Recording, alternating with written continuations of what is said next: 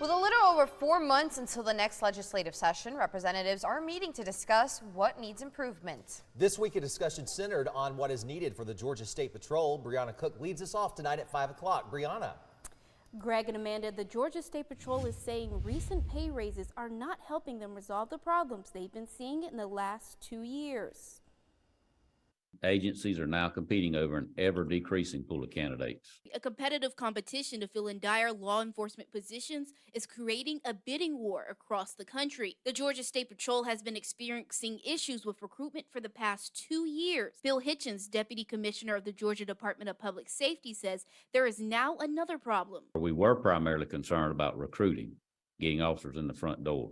We're now having an equally hard time keeping our current officers from walking out the back door. In a House representative meeting on Thursday, the discussion focused on why this is happening and what the solutions might be. According to Hitchens, across the country, many factors have made the job more difficult in the past several years. He says the media reporting the stories of George Floyd, Breonna Taylor, and Rashad Brooks is forcing officers to feel fatigued in their profession. They feel that support is ending and the job is not worth the risk.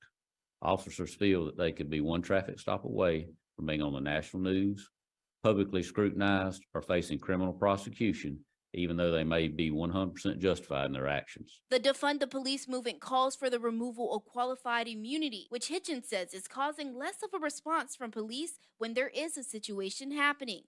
You cannot expect police officers to confront dynamic and hostile situations, make split-second decisions without qualified immunity. When officers do not have qualified immunity, they will not act because they have no protection. He says now add in the amount of pay officers make. Georgia is 36th in the nation for trooper salaries and 50th in the number of troopers per capita. The Department of Public Safety suggested Georgia lawmakers should consider providing annual cost of living adjustments to troopers and convert to a defined benefit retirement plan rather than the 401k model currently used. House Representative Jay Collins says better initiatives and more money will help Georgia successfully compete against other states for recruits. Benefits and the pay have to increase for us to be able to get those numbers up. That's the bottom line. As we get closer to the legislative session, more conversation is expected to be had on these issues. Reporting live in studio, Brianna Cook, WGXA News.